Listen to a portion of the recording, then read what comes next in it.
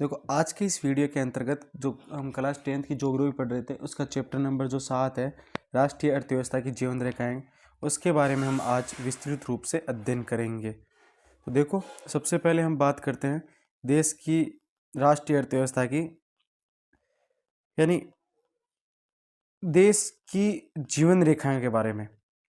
जीवन रेखा क्या कि राष्ट्रीय अर्थव्यवस्था में कौन कौन सी जीवन रेखा के रूप में है, तो उसकी हम बात करते हैं। तो इस टॉपिक में हम देखो सीधा सा हम बता रहा हूँ क्या क्या पढ़ना है आपको। एक तो पढ़ना है परिवहन के बारे में, एक पढ़ना है संचार के बारे में, और एक पढ़ना है व्यापार के बारे में। ये 3 पढ़ने हैं और यहाँ से 3 नंबर के क्वेश्चन आएंगे और 2 क्वेश्चन आएंगे। कितने क्वेश्चन आएंगे? 2 क्वेश्चन, एक 2 नंबर का और एक 1 नंबर का क्वेश्चन आएगा यहाँ से। तो वैसे अपने टोटल 51 क्वेश्चन आएंगे, ध्यान रखना है। SST में 51, तो ध्यान रखना ही है थोड़ा सा। अब देखो परिवहन, संचार और व्यापार, ये देश की अर्थव्यवस्था की जीवन रेखाएं सच में होती है। परिवहन, व्यापार और संचार के बिना देश की अर्थव्यवस्था ही नहीं चलेगी। कैसे नहीं चलेगी? आपको बताया, किसी क्षेत्र जैसे उद्योग लगाया हुआ है, उद्योग में हमें कच्चा माल ले जाना है। क्या ले जाना है? कच्चा माल ले जाना है। और कहाँ तक ले जाना है? फैक्ट्री या कारखाने तक ले जाना है। तो उसके लिए हमें किसकी आवश्यकता पड़ेगी? आपको पता है परिवहन की आवश्यकता पड़ी है। उससे पहले संचार की आवश्यकता पड़ेगी। जब एक स्थान से दूसरे स्थान पर जाए तो उससे पहले व्यापार की जरूरत। यानी ये तीनों एक दूसरे के क्या है? पूरक है। कौन कौन? परिवहन, संचार और व्यापार। कैसे हैं हम चर्चा करते हैं। देखो परिवहन तथा संचार के आधुनिक साधन जो लोगों को एक दूसरे के पास लाते हैं, राष्ट्रीय और अंतर्राष्ट्रीय व्यापार में सहायता करते हैं। अब परिवहन के साधन, तो आपको देखो कैसे लिखना है परिवहन के साधन, मैं आपको बता देता हूँ किस प्रकार से लिखना है। देखो यहाँ बताता हूँ आपको सबसे पहले लिखना है परिवहन। क्या लिखना है? परिवहन लिखना है इस प्रकार से। परिवहन लिखने के बाद इस प्रकार से लिखना है आपको। सबसे पहले लिखना है स्थल परिवहन। कौन सा परिवहन? स्थल। उसके बाद लिखना है आपको जल परिवहन। उसके बाद लिखना है वायु परिवहन। नोट्स बनाते वक्त ऐसे ही लिखना है। फिर स्थल परिवहन में आपको लिखना है सड़क, रेल परिवहन। उसके बाद में एक है इसका, ध्यान रखना, पाइपलाइन। ये क्या है? पाइपलाइन। ये 3 याद रखना। कौन कौन से स्थल परिवहन के कौन कौन से हो गए? सड़क हो गया, रेल हो गया और पाइपलाइन। जल परिवहन के 2 होते हैं, एक तो आंतरिक जल परिवहन, ध्यान रखना। यहाँ क्या लिखना है आपको? आंतरिक जल परिवहन, जिसके अंतर्गत नदियों, नहरों या झीलों के ऊपर जो नौकायान चलते हैं, 5 है। इन 5 का हम अध्ययन करेंगे। उसके अलावा एक है सामुद्रिक जल परिवहन, सामुद्रिक। और वायु परिवहन में लिखना आपको, एक तरफ लिखना है अंतर्राष्ट्रीय वायु परिवहन, एक तरफ लिखना है घरेलू या राष्ट्रीय वायु परिवहन। इस प्रकार से आपको ये लिखना है, ध्यान रखना। मेरे हिसाब से समझ में आ गया होगा। अब देखो हम बात करते हैं परिवहन के साधन की। तो परिवहन के साधन जो मनुष्य और सामान को, परिवहन किसे कहते हैं? अगर आपको मेरे शब्दों में परिभाषा बताऊं तो परिवहन किसे कहते हैं? किसी क्षेत्र विशेष के अंतर्गत वस्तु और सेवाओं को एक स्थान से लाना और ले जाने की जो प्रक्रिया होती है उसे परिवहन कहते हैं। क्या कहते हैं? परिवहन। परिवहन के साधन जो मनुष्य तथा सामान को एक स्थान से दूसरे स्थान तक ले जाते हैं उसे परिवहन कहते हैं। ये रेल, वायु, जल और परिवहन है, ध्यान रखना। रेल यानी यहाँ पर, यहाँ ध्यान रखना, रेल की जगह यहाँ पर होगा स्थल परिवहन, ध्यान रखना। कौन सा परिवहन? स्थल। अब संचार के साधन। संचार के साधन भी 2 प्रकार के होते हैं। संचार किसे कहते हैं? किसी व्यक्ति के विचारों, मैं जो परिभाषा बोल रहा हूँ वो भी लिख सकते हो आप। किसी व्यक्ति के विचारों, संदेशों को, तथ्यों को, सूचना को एक स्थान से दूसरे स्थान पर प्रेषित करना या भेजना क्या कहलाता है? संचार कहलाता है।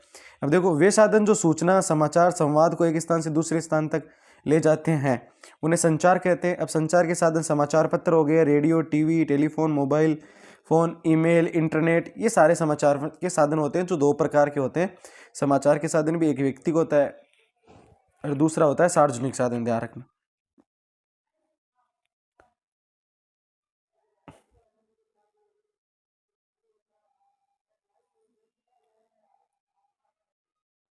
अब देखो परिवहन के साधन।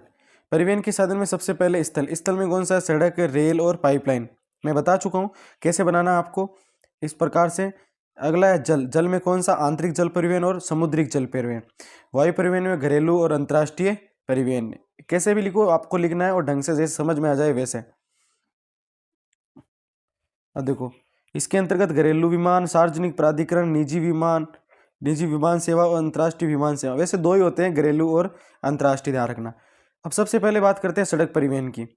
भारत विश्व के सर्वाधिक सड़क जाल वाले देशों में से एक है। ये सड़क जाल लगभग कितना है, 56 लाख किलोमीटर है। लेकिन याद रखना 2020-21 के अनुसार भारत में जो जाल है ना, वो है 62.16 लाख किलोमीटर है। अभी वर्तमान 2020-21 की बात करें तो भारत में सड़क परिवहन रेल परिवहन से पहले प्रारंभ हुआ था, ध्यान रखना। निर्माण तथा व्यवस्था या रख रखाव सड़क परिवहन रेल परिवहन की अपेक्षा सुविधाजनक होता है। अब भारत में सड़कों का प्रकार, इससे पहले मैं बता देता हूँ, भारत में सड़कों की जो शुरुआत की थी वो शेरशाह सूरी ने की थी।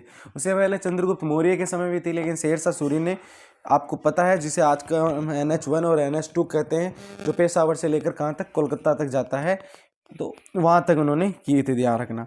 अब सड़कों के प्रकार, हम बात करते हैं सड़कों के प्रकार की।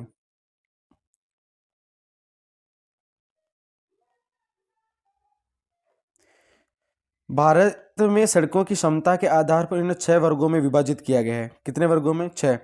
राष्ट्रीय राजमार्ग पहला, राज्य मार्ग, नेशनल हाईवे, स्टेट हाईवे, जिला सड़कें, अन्य सड़कें, है ना, अन्य सड़कें। इसके अलावा एक सड़कें होती है सीमांत सड़कें। कौन सी सड़कें, सीमांत, जिसको बनाता कौन है, BRO, बॉर्डर रोड ऑर्गेनाइजेशन बनाता है। कौन बनाता है, बॉर्डर रोड ऑर्गेनाइजेशन, ये ध्यान रखना। तो देश के दूरस्थ भागों को, यानी एक ही देश के अंतर्गत या देश की राजधानी को अन्य राज्यों की राजधानियों से जोड़ना, या पत्तनों को जोड़ना, बंदरगाहों को जोड़ना, इसके अलावा बड़े शहरों को आपस में जोड़ने वाली जो सड़कें होती है ना, वो राष्ट्रीय राजमार्ग कहलाती है। अगला है, राज्य की राजधानी को जिला मुख्यालय से जोड़ने वाली सड़कें राज्य राजमार्ग कहलाती है। जिला के प्रशासनिक केंद्र को जिला मुख्यालय से जोड़ता है वो जिला सड़कें। अन्य वे सड़कें जो ग्रामीण और शहरों से जोड़ती है। देखो, मैं इसको आपको डायग्राम के माध्यम से बताता हूँ, इनको देखना, इधर देखना आप, है ना, इस तरफ देखो, सुनना। जिससे मान लेना राष्ट्रीय सड़कें कौन सी होती है, मैं बताता हूँ आपको कौन सी होती है, कैसी होती है।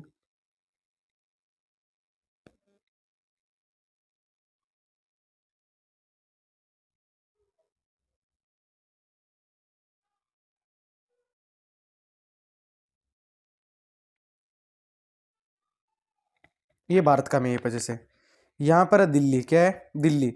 अब दिल्ली को जयपुर से, मुंबई से, हैदराबाद से, इन क्षेत्रों को आपस में जोड़ने वाली सड़क, ये सड़कें कहलाती है नेशनल हाईवे, जिनको हम राष्ट्रीय राजमार्ग कहते हैं। अब देखो, यहाँ पर है जयपुर। अब जयपुर को जोड़ रहा है, जयपुर अपने नागौर से जुड़ रही है। किससे जुड़ रही है, नागौर, ये जयपुर। ये सड़कें होती है स्टेट हाईवे। क्या होती है, स्टेट हाईवे। अब नागौर जुड़ गया, देखो, मकराना से जुड़ गया, कुचामन से जुड़ गया है नागौर, ये होती है जिला सड़कें। कौन सी होती है, जिला सड़कें। अब मकराना है, मकराना किसी गांव से जुड़ गई है, मकराना तो किसी दूसरे शहर से, छोटे छोटे गांवों से जुड़ना, ये सड़कें कहलाती है अदर सड़कें, अन्य सड़कों या ग्रामीण सड़कें कहते हैं इनको, ध्यान रखना। कौन सी सड़कें कहते हैं इनको, ग्रामीण सड़कें कहते हैं, ये थोड़ा सा ध्यान रखना।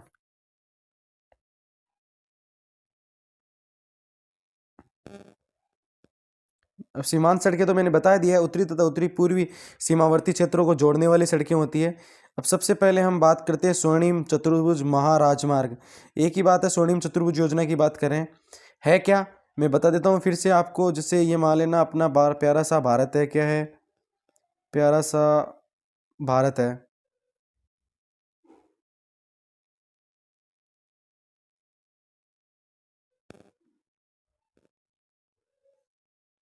ये, अब ये भारत है, तो स्वर्णिम चतुर्भुज योजना, यहाँ पर है दिल्ली, यहाँ पर है मुंबई, यहाँ पर है चेन्नई, और यहाँ पर है कोलकाता, और फिर ये दिल्ली।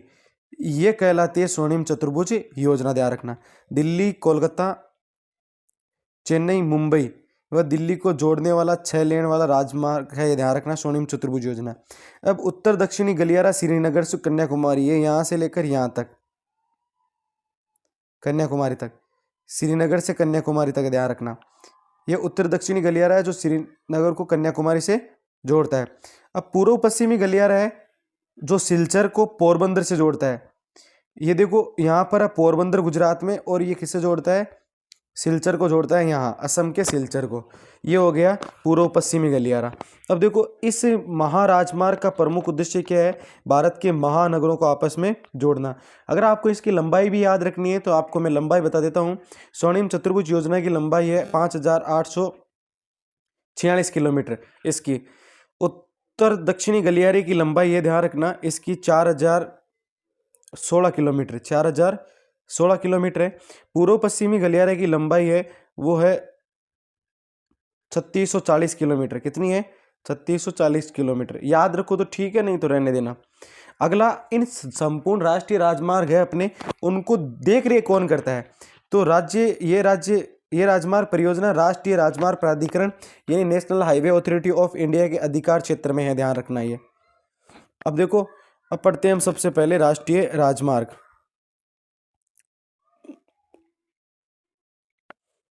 राष्ट्रीय राजमार्ग, राष्ट्रीय राजमार्ग देश के दूरस्थ यानी दूर भागों को जोड़ता है। ये प्राथमिक सड़क तंत्र है। इसका रखरखाव केंद्रीय लोक निर्माण विभाग CPWD होता है। PWD मंत्रालय होता है, केंद्र में भी होता है, राज्य में जो सड़कें बनाने का है, के अधिकार क्षेत्र में है। राज्यों की राजधानी को जिला मुख्यालय से जोड़ने वाली सड़कें राज्य राजमार्ग कहलाती है। ये दूसरा है। 1 नंबर पर राष्ट्रीय राजमार्ग हो गया, 2 नंबर पर राज्य राजमार्ग। राज्य व केंद्र शासित प्रदेशों की इनकी व्यवस्था तथा निर्माण की जिम्मेदारी सार्वजनिक विभाग PWD का होता है। यानी यहाँ पर राज्य सरकार का होता है और यहाँ केंद्र सरकार का होता है।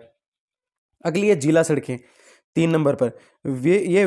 ये सड़कें जिले के विभिन्न प्रशासनिक केंद्रों को जिला मुख्यालय से जोड़ती है। इन सड़कों का उत्तरदायित्व तो ध्यान रखना कौन रखता है, जिला परिषद रखती है। MCQ क्वेश्चन में पूछा जा सकता है, जिला सड़कों का उत्तरदायित्व किनका होता है, तो जिला परिषद का होता है, ध्यान रखना, जिला परिषद का। अगला देखो अन्य सड़कें। पहला देखना, ये सड़कें ग्रामीण को, गांव को, शहरों को जोड़ती है।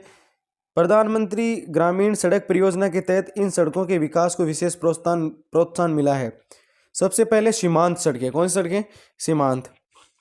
सीमांत सड़कें क्या होता है, जो अपनी देश की सीमा के चारों ओर बनने वाली उत्तरी तथा उत्तरी पूर्वी सीमावर्ती क्षेत्र में बनने वाली जो सड़कें होती है ना, वो सीमांत सड़कें होती है। कैसी सड़कें होती है, वो सीमांत सड़कें होती है, ध्यान रखना।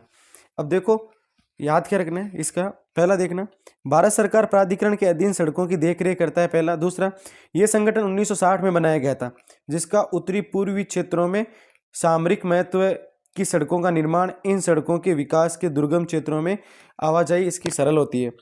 देखो मैं बताऊं क्या लिखना है आपको लिखना है पहले सीमा सड़क संगठन, सीमांत सड़कें लिखना, फिर उसके बाद लिखना सीमा सड़क संगठन द्वारा सीमांत सड़कें बनाई जाती है। सीमा सड़क संगठन की स्थापना 1960 में हुई है, 1960 में। ये भारत की उत्तरी तथा उत्तरी पूर्वी सीमा पर स्थित क्षेत्रों को आपस में जोड़ने के लिए सड़कें बनाता है। लिखा है ना, विकास दुर्गम क्षेत्रों में आवाजाही को सरल बनाने के लिए सड़कें बनाता है, ध्यान रखना। अगला, सड़क और रेल परिवहन में अधिक महत्वपूर्ण होने के कारण, यानी सड़क परिवहन रेल परिवहन से अधिक महत्वपूर्ण होने के कारण क्या है, तो प्रमुख कारण की हम चर्चा करते हैं यहाँ पर। देखो पहला, सड़क परिवहन रेल परिवहन से पहले प्रारंभ हुआ। दूसरा, निर्माण तथा व्यवस्था सुविधाजनक है, हमें घरों तक पहुंचाती है, एंड डोर टू डोर, घर से घर तक पहुंचने में सुविधाजनक है। पहाड़ी क्षेत्रों, दुर्गम क्षेत्रों, उबड़ खाबड़ स्थानों पर आसानी से बनाई जा सकती है। अन्य परिवहन साधनों में सड़क परिवहन एक कड़ी के रूप में काम करती है, कड़ी के रूप में करती है। जैसे मान लो ना, ये सड़क जा रही है यहाँ से, या जैसे मान लेना ये कोई गांव है, B नाम का गांव है, और ये A नाम का गांव है, जो एक सिटी है, यहाँ रेलवे स्टेशन है। तो इस रेलवे स्टेशन जोड़ने के लिए सड़क की आवश्यकता पड़ेगी। फिर रेलवे स्टेशन को किसी हवाई अड्डे से जोड़ने के लिए, या इसके अलावा पतन को जोड़ने के लिए सड़क की आवश्यकता पड़ेगी। सड़क परिवहन किन किन समस्याओं से जूझ रहा है, कोई 2 समस्याएं याद रख लेना आप। तो पहली समस्या, लगभग आधी सड़कें कच्ची है जो वर्षा ऋतु में काम के योग्य नहीं होती है। इसके अलावा यातायात यात्रियों की संख्या के अनुपात में सड़कें अपर्याप्त, ध्यान रखना। दूसरी, बढ़ते हुए वाहनों के कारण सड़कें तंग व भीड़ भरी होती है, इससे सड़कों में ट्रैफिक जाम हो जाता है। राष्ट्रीय राजमार्ग पर्याप्त नहीं है। इनमें से 2 लाइनें लिखनी है आपको केवल।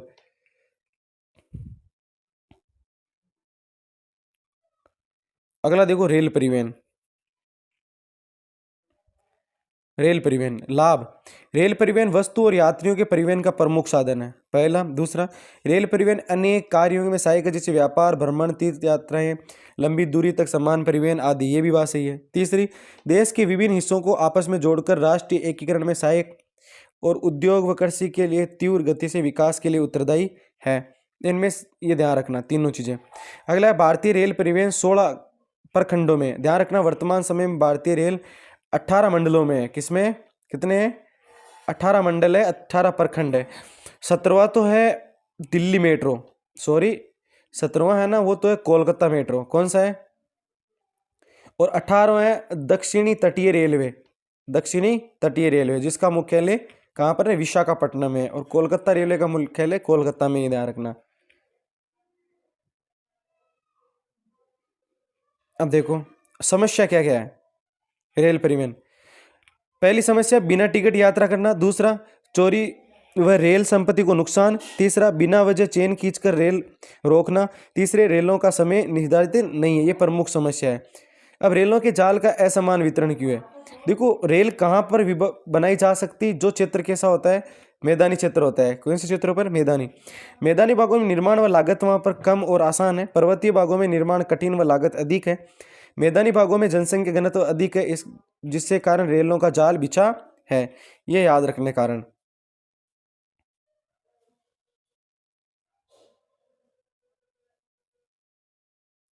इसके अलावा आपको मरुस्थलीय और पठारी भागों में औद्योगिक कृषि कार्य विकसित न होने के कारण रेलों का घनत्व कम पाया जाता है, और प्रशासकीय कारणों व सरकारी नीतियों के कारण भी रेलों का विकास नहीं हुआ। इनमें से आपके 2 पॉइंट लिखने हैं आपको। कितने? 2, इससे ज़्यादा नहीं लिखना है। अगला है पाइपलाइन। क्या है अगला? पाइपलाइन है, ध्यान रखना। तो हम पाइपलाइन के बारे में अध्ययन करते हैं। पहले देखो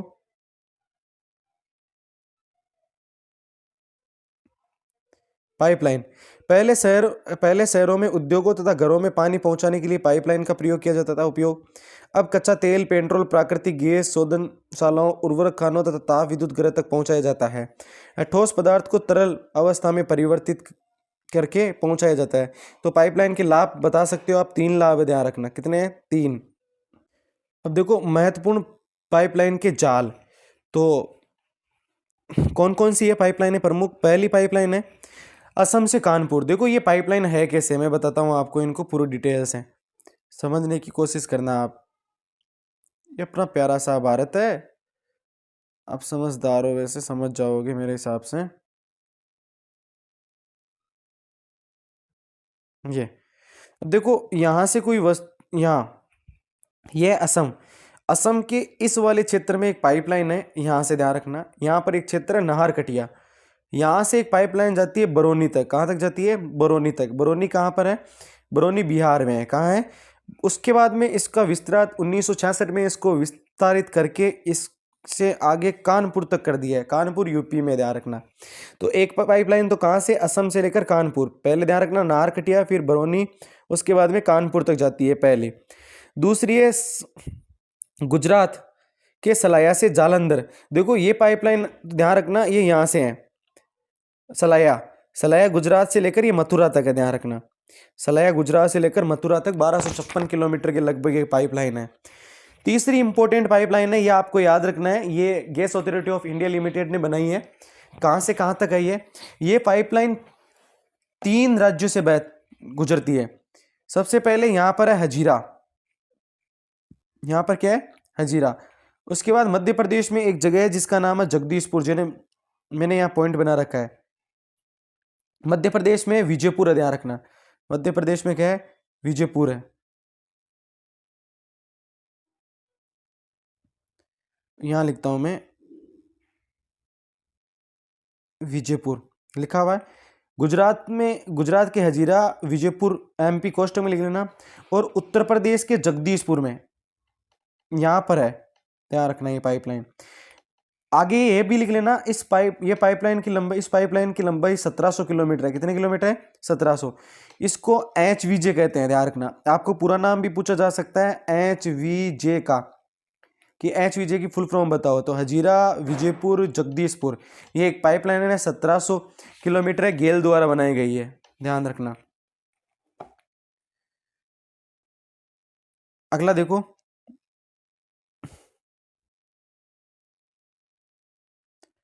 अब है पाइपलाइन के लाभ। पाइपलाइन द्वारा शहरों और उद्योगों में पानी पहुंचाने के साथ गैस खनिज तेल को एक स्थान से दूसरे स्थान पर पहुंचाना, ध्यान रखना, पहुंचाया जाता है, पहला लाभ। दूसरा, इससे समय की बचत होती है, बीज की चोरी और बर्बादी को रोका जा सकता है। पाइपलाइन बिछाने की लागत अधिक है परंतु इसको चलाने की लागत कम है। पाइपलाइन द्वारा शीघ्र ही सुरक्षित और आसान हो जाता है परिवहन, ध्यान रखना। रेलों पर बढ़ते दबाव को भी क्या करता है, ये कम करता है। तो ये प्रमुख लाभ आपको लिखने में 4-5 जो भी है ध्यान रखना है। अगला है जल परिवहन। कौन सा है, जल परिवहन। तो पहला देखना, सबसे इंपॉर्टेंट लाइन 1 नंबर नोट्स में ही लिखना, जल परिवहन सबसे सस्ता परिवहन का साधन है।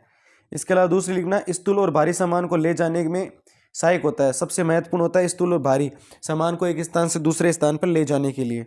अगला, ऊर्जा सक्षम और पर्यावरण के अनुकूल, ध्यान रखना है। विदेशी व्यापार भारतीय तटों पर स्थित पत्तनों के द्वारा होता है। भारत का 95% जो व्यापार होता है ना भारी सामानों का, वो इसी के माध्यम से होता है, पत्तनों के माध्यम से। अब देखो, एक लाइन छोड़ के नोट लगा के लिखना, भारत में अंतःस्थलीय नौ संचालन जलमार्ग 14,500 किलोमीटर है। कितना है, 14,500 किलोमीटर। नेक्स्ट पॉइंट लिखना है, इसमें केवल 5,685 किलोमीटर मार्ग मशीनीकृत नौकाओं द्वारा तय किया जाता है।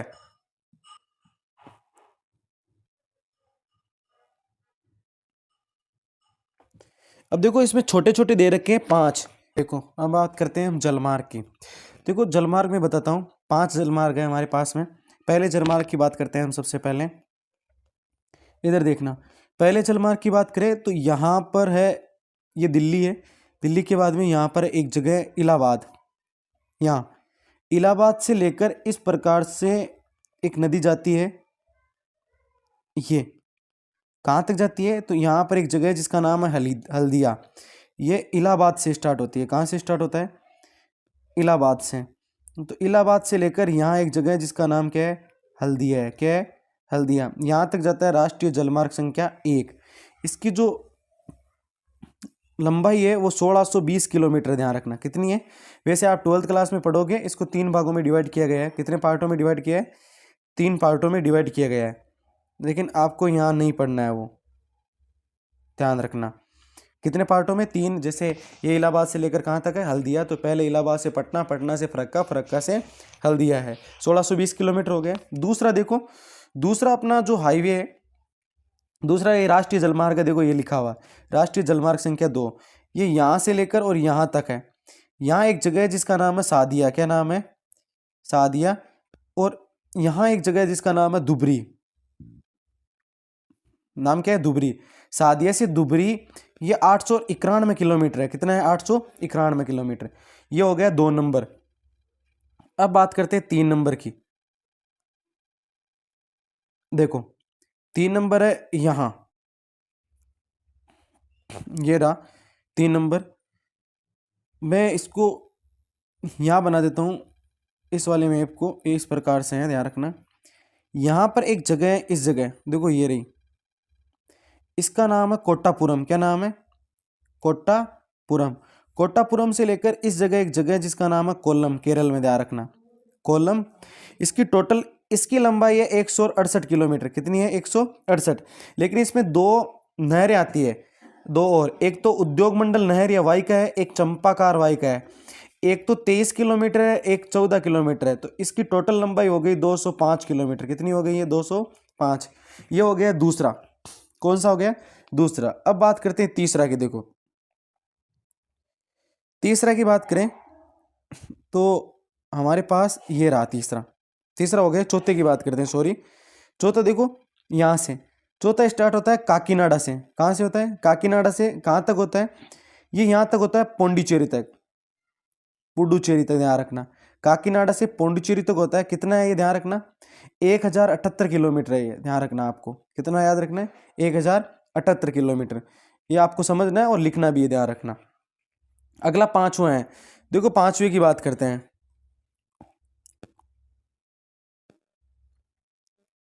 ये यहाँ पर, ये रहा 5वां। पांचवा है लेकिन इतना इंपॉर्टेंट नहीं है। पांचवा राष्ट्रीय जलमार्ग, ये देखो ये यहाँ पर ब्राह्मणी, मताई, नदीर इन पर बना हुआ है, तो ये आपको विस्तृत रूप से आपको ध्यान रखना है। बात करते हैं स्वर्णिम चतुर्भुज योजना की। देखो स्वर्णिम चतुर्भुज योजना में कौन कौन सा शहर कैसे जुड़ा हुआ है मैं आपको बताता हूँ, देखना। ये देखो, इसे मैं थोड़ा सा करता हूँ। अब देखना, उत्तर दक्षिणी गलियारा जम्मू कश्मीर से कहाँ तक है, ध्यान रखना, कन्याकुमारी तक। ये देखो इस प्रकार से ये टोटल है कितना, तो मैं आपको पहले ही बता चुका हूँ, जो इसकी लंबाई है वो 4016 किलोमीटर है। कितनी है, 4016 किलोमीटर इसकी लंबाई। और ये देखो पोरबंदर से इस प्रकार से, ये देखो एक और सिलचर तक, कहाँ तक है ये, सिलचर, ये 3640 किलोमीटर। कितना है, 3640 किलोमीटर। और एक है स्वर्णिम चतुर्भुज योजना दिल्ली से, ये दिल्ली से मुंबई, मुंबई से कहाँ पर, चेन्नई, चेन्नई से कोलकाता, और कोलकाता से वापस दिल्ली। ये जो है ना, ये अपनी ये 5846 किलोमीटर। ये भी थोड़ा सा आपको ध्यान रख लेना है मैप के माध्यम से। ये देखो पहला हो गया इलाहाबाद से, हल्दिया से इलाहाबाद गंगा नदी पर 1620 किलोमीटर, सदिया से धुबरी 891 किलोमीटर ब्रह्मपुत्र नदी पर। केरल के पश्चिमी तटीय में कोटापुरम से कोल्लम तक रहा। ये देखो उद्योग मंडल चंपाकार नहर 205 किलोमीटर हो गया। काकीनाडा से पुडुचेरी नहर स्ट्रेंथ के साथ साथ गोदावरी कृष्णा नदी का विशेष क्षेत्र है 1078 किलोमीटर। मताई नदी, महानदी के डेल्टाई चैनल, ब्राह्मणी नदी पूर्वी तटीय नहर के साथ ब्राह्मणी नदी विशेषकर कितना 588 किलोमीटर। ये थोड़ा सा ध्यान रखना। अगला अपने यहाँ पर है, आज हम केवल परिवहन ही पढ़ेंगे। देखो अगला है समुद्री पतन, ध्यान रखना कौन सा है, समुद्री पतन। समुद्री पतन देखो भारत की 7516.6 किलोमीटर लंबी समुद्री तटरेखा है, ध्यान रखना, जिस पर 12 प्रमुख और 200 मध्यम या छोटे पतन है, जिनको हम गौण पतन कहते हैं। क्या कहते हैं, गौण पतन कहते हैं। ये प्रमुख पतन देश का 95% विदेशी व्यापार संचालित करते हैं। ये बात मैं आपको पहले बता चुका हूँ। अब है भारत के प्रमुख पतन। तो भारत के प्रमुख पतन है, उनको मैं मैप के माध्यम से बता देता हूँ कौन सा पतन क्या है। पहले एक बार ये देख लो, उसके बाद मैप के माध्यम से आपको मैं बता देता हूँ कि कौन सा कहाँ पर है। भारत के पश्चिमी घाट के प्रमुख पतन, तो पहला पतन है कांडला पतन, ध्यान रखना, जिसका वर्तमान में नाम है पंडित दीनदयाल उपाध्याय बंदरगाह। ये गुजरात में स्वतंत्रता के बाद विकसित पहला पतन है। ये एक जवारीय पतन है। कैसा पतन है, क्यों बनाया गया था इस पतन को, ध्यान रखना, इस पतन को बनाया गया कराची पतन है, उस कराची पतन की क्षति पूर्ति करने के लिए कांडला बंदरगाह बनाया गया, ध्यान रखना, कच्छ के रण में, कच्छ में बनाया गया, ध्यान रखना। अगला है मुंबई पतन। ये महाराष्ट्र में स्थित भारत का सबसे बड़ा पतन है, ध्यान रखना, इसमें भारत का सबसे ज़्यादा विदेशी व्यापार होता है। ये एक प्राकृतिक पतन है, ध्यान रखना। अगला है जवाहरलाल नेहरू पतन। ये ध्यान रखना, मुंबई पतन के भार को कम करने के लिए बनाया गया है। अगला है मार्म गोवा। गोवा में स्थित है, लोहा इसका 50% निर्यात यहाँ से किया जाता है, ध्यान रखना, किस देश को, जापान को। अगला है न्यू मंगलोर, कर्नाटक में स्थित है, याद रखना, कुंद्रेमक की खानों से यहाँ से क्या, लोहा निर्यात किया जाता है। इसके अलावा कोच्चि है, जिसको कोच्चिन भी कहते हैं, केरल में, ध्यान रखना, एक प्राकृतिक पतन है। कैसा है, प्राकृतिक पतन। अगला है भारत के पूर्वी घाट के प्रमुख पतन कौन कौन से हैं, तो इनकी चर्चा करते हैं। पहला है तूतीकोरन, ये तमिलनाडु में स्थित है, ध्यान रखना, प्राकृतिक पतन है और सबसे पुराना कृत्रिम पतन है। लेकिन याद रखना, सबसे पुराना कृत्रिम पतन तो चेन्नई पतन है, ध्यान रखना, जो तमिलनाडु में, कहाँ है। अगला है विशाखापट्टनम, या आंध्र प्रदेश में, ध्यान रखना, सबसे गहरा पतन है, ये ध्यान रखना, सबसे गहरा पतन कौन सा है, विशाखापट्टनम। इसके अलावा पारादीप है, ये उड़ीसा में स्थित है, ध्यान रखना, ये पूछा जा सकता है, अभी मैप बताऊंगा, अब इसका ध्यान रखना, आप बना लेना, कॉफी में ड्रॉ कर लेना इसके। लोहा एस का निर्यात के लिए है, किसके लिए, लोहा एस के। अगला है एक कोलकाता, कौन सा है, कोलकाता पतन है।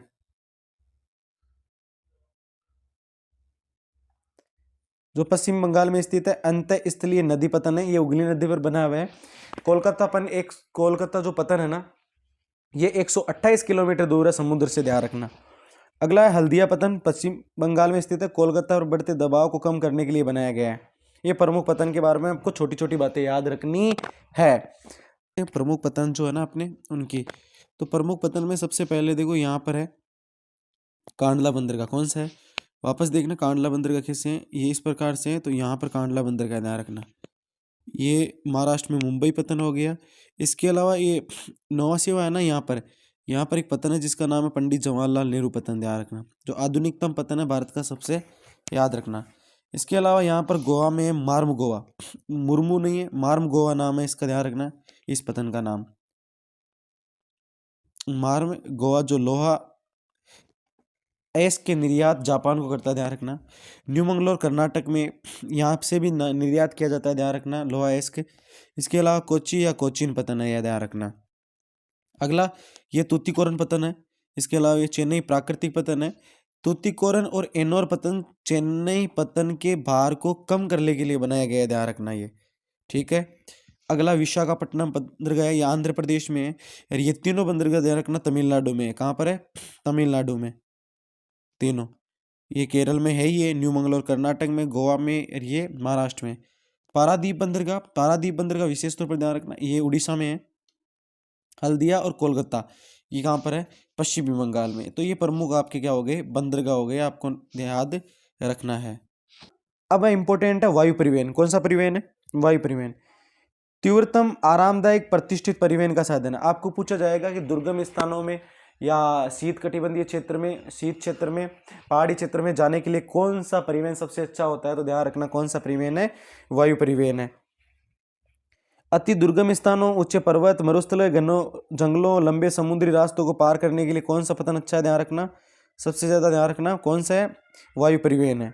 तीसरी लाइन रखना, देश के उत्तरी पूर्वी राज्य के लिए काफी ये सहायता करता है, और इसके लिए पवनहंस हेलीकॉप्टर सेवा भी है, ध्यान रखना, उत्तरी पूर्वी राज्य के लिए। सन 1953 में वायु परिवहन का क्या कर दिया गया था? राष्ट्रीयकरण किया गया था, ध्यान रखना। एयर इंडिया अंतर्राष्ट्रीय वायु सेवाएं, जबकि इंडियन एयरलाइंस घरेलू सेवाएं, ये दोनों शब्द याद रखना। इंडियन एयरलाइंस घरेलू वायु सेवाएं देती है, जबकि एयर इंडिया अंतर्राष्ट्रीय वायु सेवाएं देती है। और प्राकृतिक आपदा को राहत पहुंचाने में भी ये क्या होता है? सक्षम होता है, सबसे अच्छा होता है। अब वायु परिवहन की समस्याएं। समस्या 2 याद रखना, सभी व्यक्तियों की पहुंच में नहीं है, महंगा होता है, मौसमी परिस्थितियों में जल्दी प्रभावित होता है। ये प्रमुख समस्या होगी, ध्यान रखना।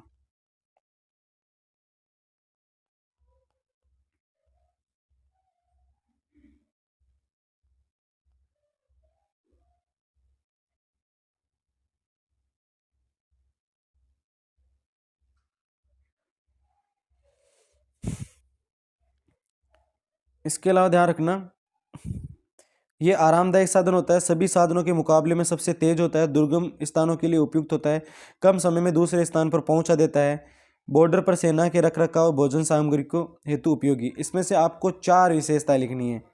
कितनी लिखनी है? 4।